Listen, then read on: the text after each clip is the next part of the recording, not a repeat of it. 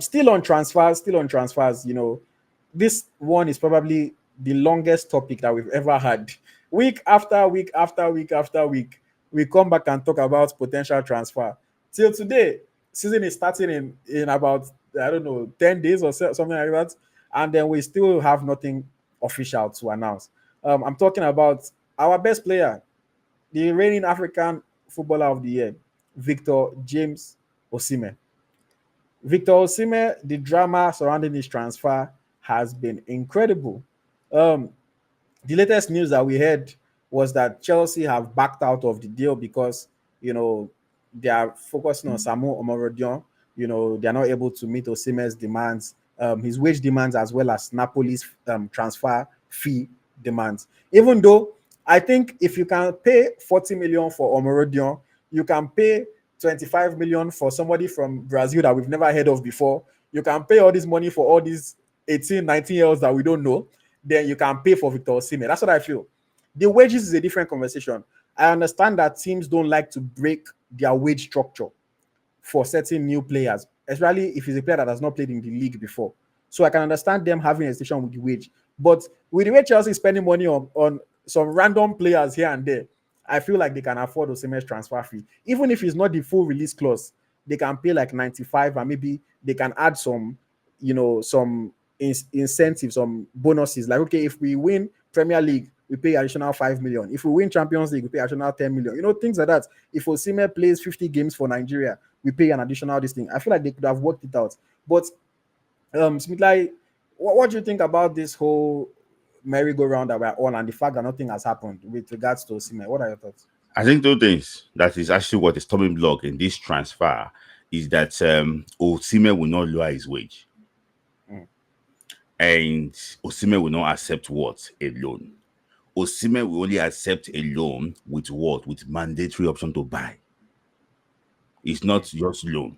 So, and the problem on Chelsea's side is this too. Chelsea doesn't want to break their wage structure. And also too, so you mentioned Omorodion too. Omorodion will be on a 7 years contract. Nobody will put Victor on a 7 years contract with that wage. Are you getting me? So, because that is so, I think they are trying to run for financial fair play. This is not last season that they are signing Caicedo, Enzo, Lavia. They are dashing people money, 100 million, 120 million. No.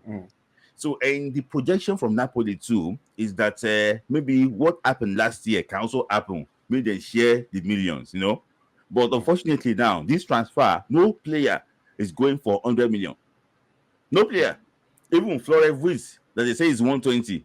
Nobody is pricing him more. So it's not only Victor Osimhen. It's also happening in different areas. If to say Mbappe is not a free agent, that would be hard for him to join Real Madrid. Because what they will be demanding will have been crazy. So yeah, for me, I think if not, I hate to say this thing, I would have preferred Victor not to extend that contract. That would have been better, but it was just being nice in Napoli to, okay, you pay me, but because Napoli is also paying him, they also want to make money, from what they have paid. So it's now like, it's extremely very complicated. But Victor will not lower his wage. Victor will not go on loan. That is it. Okay, let me ask you this question. Again, these things are, these agents negotiation is a skill. That's the reality. Some people now will say, oh, Osimhen should just cave and he should just lower his wages so that he can get a move. But his agent is probably saying, no, we will hold on, and somebody will have to, if they want you, they are going to have to pay that money. You now, Smith Layi, as a commentator, what would you, if you were Osimhen's advisor, what would you advise? Because it's August 6th already that we're recording this. The season starts in about less than 2 weeks. And, if he makes a move after the season starts, he wouldn't get to do preseason with the new club. So he might need some time to settle in and to get on the same page as his new teammate. So if you were his advisor, would you say, let's just lower the wages and get a move to either Chelsea, PSG, whatever the case may be, so that we can train with them and be ready for the season? Or would you say, no, he should hold on? You know, until somebody. you lower your wage when you want to go and join your dream club. Which one will be in dream club here? He's also going there to play and make money. Okay, will you say you want to lower your wage and go and say you want to join PSG? What is special about PSG? Hmm. Eh? Will you say you want to lower your wage and go and play in conference league? Apologies for you because I know that you support them. The people wearing blue. Will you say you want to lower your wage and go and play in conference league? And you're not even sure you want to go and play with those that are you want to lower your wage and go and be playing with them. You won't say that. For me, I think Victor should not lower his wage. PSG wanted to pay Victor's wage. But the problem is this: the mode of payment from Napoli is the problem. Hmm.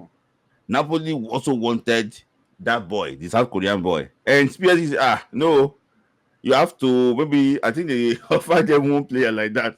And Napoli said, no, Conte is so new. So it's a very complicated thing. For me, I think instead for Victor to go and lower his wage, he should collect that money more in Napoli.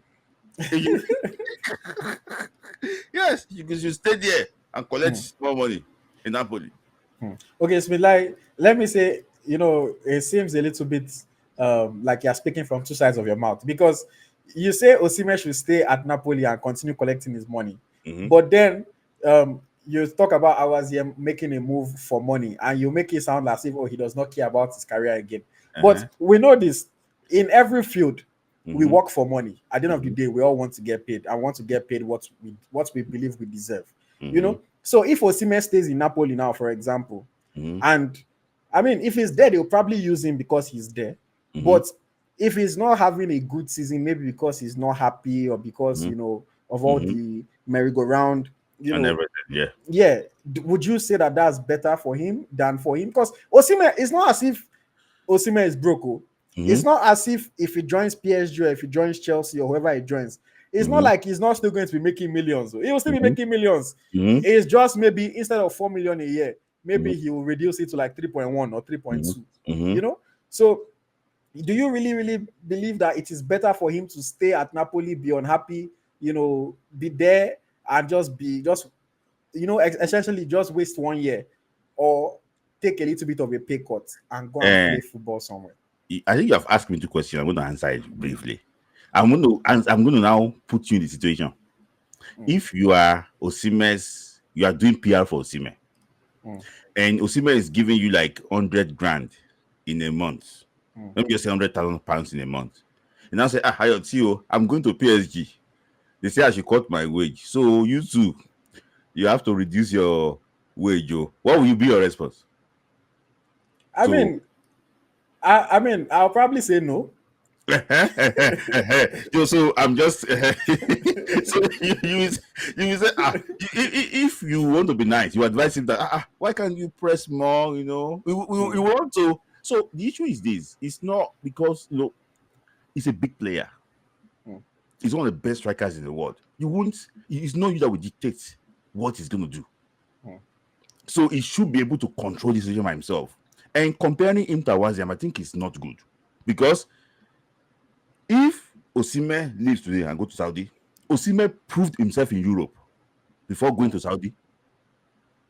But the man you are talking about, he don't prove himself in Europe. No, so okay, don't get me wrong. I'm not comparing them. I know. I'm comparing your thought process there. Because Osimhen is looking out for himself in terms of financial. That's why he doesn't want to lower his wages. Awaziem is looking out for himself in terms of financial. That's why he's moving to MLS. You make it sound like Awaziem's own financial thing means that he does not care about his career again. But Osimhen's own, you say, oh, is because he deserves to get that money. So that's just what I'm saying. I know that there are two different levels of players. These two different leagues, levels of league. But I'm just saying, at the end of the day, everybody is looking out for themselves financially. That's at the end of the day. Because Awaziem now, for example, I'm sure he must have had offers to stay in Europe, but they were probably not offering him good money or what he thought he deserved, especially because he's not a big player like Osimhen. So maybe instead of making, I don't know how much he's making at Boa Vista. Let's say he's making 50K a week at Boa Vista. It cannot even be up to 50K. Let's be realistic. Maybe like 25K a week at Boa Vista. And then somebody in Poland, like you used Poland as an example, maybe Uh-huh. they're offering him 15K in Uh-huh. Poland, but then America say, "Oh, I come and take 1.5 million a year." Uh-huh. I mean, why will he now go to Poland and be collecting 15K? Because so that people will say, "Oh, he's still competing, he's still in Mm-hmm. Europe." You understand what I'm saying? Mm-hmm. So at the end of the day, everybody's looking out for themselves financially. Yeah. So I can't really fault any player. But Yeah. before we move on from this Osimhen transfer drama talk, Yeah. you know, looking at Saudi as an option, if Osimhen makes a move to Saudi now, I remember when Al Hilal came with that monster offer, was it last year or the year before? I said it one more, me, oh, I will take that money because that money was the kind of money that your children, they might never have to work if you collect that kind of money. So if Saudi comes back now and they say we are ready to, in fact, we will add 100% to whatever you're making now and we'll pay the transfer fee, would you say he should take the Saudi offer? Uh, the way it is, in fact, out of all Nigerian player, it's only Victor Osimhen and Trost Ekong. I think they are worthy of going to Saudi, and they will still stay the national team. Hmm. Because for me, they have proved themselves. It's not as if you cannot see quality is quality. But I know that Victor still got some unfinished business in Europe. Victor will still want to compete in Champions League. So that's why I think that the option, it might not be, the option might not be there yet for him. Like, I know that he's not thinking about Saudi. But for me, if he wants to go, he should go. It's only him and Ekong that have, that I know that, okay, when they go to Saudi, they still deserve to be called up to the national team. That is it, because they have proved themselves. So, in my opinion, if only Saudi, he can go to Saudi on loan, and come back to Europe after 1 year or two. Like this guy did, the guy from Newcastle. What is it, Maxima? Sir Maxima. Maxima. He just want to collect the money and came back quickly to Europe. Yeah, yeah, that's it. Okay. Before we move on, let me just quickly see what people are saying in the comments very, very quickly. Somebody says, I said this before. I think Osimhen has a substandard agent. First, making him to sign that contract. That is the root of all this problem. Okay, so it's talking about Osimhen's contract renewal. But to put it into context, to be fair, maybe that contract is the root of all this problem because the contract, of course, tied him to Napoli for longer. So Napoli can be more, they have a stronger foot now in terms of transfer fee negotiation. Because obviously, it's different if you're negotiating somebody on the final year of his contract versus somebody that has 3 more years to go. Another thing is that contract is what gave him these increased wages that he now does not want to lower. Before that contract, he was making money, but when they gave him that contract, I think they upped him to like 250K or something like that. So he started making serious money, you know. So that contract maybe is actually the root of all the problem. But then, in hindsight is 2020. We can say it was not the right decision. But at the time, Napoli had agreed with him that they will let him go as long as he wants to go. The financial situation around football was not as tight as it is now. Teams were still splashing money last summer. So the situation was not so tight. But then it is what it is. Now is less, likely for him to make that move and to make the kind of move at the terms that he wants. But I'm still believing that move will come about. I'm still believing that move will come about. And at the end of the day, we're going to be happy for him. The only thing that I pray is that I pray that the move happens, very soon in the next 2 weeks, so that he can hit the ground running with his new team rather than joining them maybe on deadline day. Then he now needs to find his feet. Then people are now already insulting him, laughing at him, saying, "Oh, he's not doing well," things like that. Because I know Osimhen has a strong mentality, but these things can affect players. Even now, Napoli have not been playing him in their preseason games. So he's just training. He's not even getting match fitness, match action. So imagine not playing any preseason game at all. You now sign for maybe Chelsea. Then all of a sudden now, Chelsea's playing against Liverpool. They say, "Yeah, come and make your debut." Ha. It can be difficult. But we wish him all the very best for sure. Somebody here on YouTube, Victor Day says, "Let's be honest. I love Victor, but he's very injury prone, and he will often leave the team in the middle of the season to play in AFCON."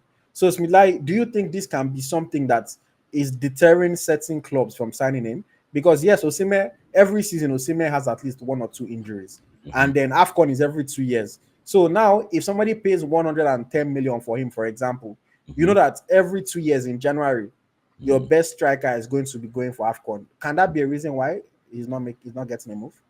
See, you don't. That is not a reason for him not getting the move. See, Victor Osimhen is a class player. If he's not, see, it's like I remember when Charlie Adams, signed for Man United. Alex Ferguson said that you know what's it called? His crosses is worth like £10,000. One cross. Hmm. Tell you. So Victor playing the game alone for you can even put you in a very good frame of winning the league. In my own opinion, I don't think that that's a problem. I think that you have to look at the quality of what you are getting. It's what should be the issue. So, in my own opinion, I don't think that is a problem.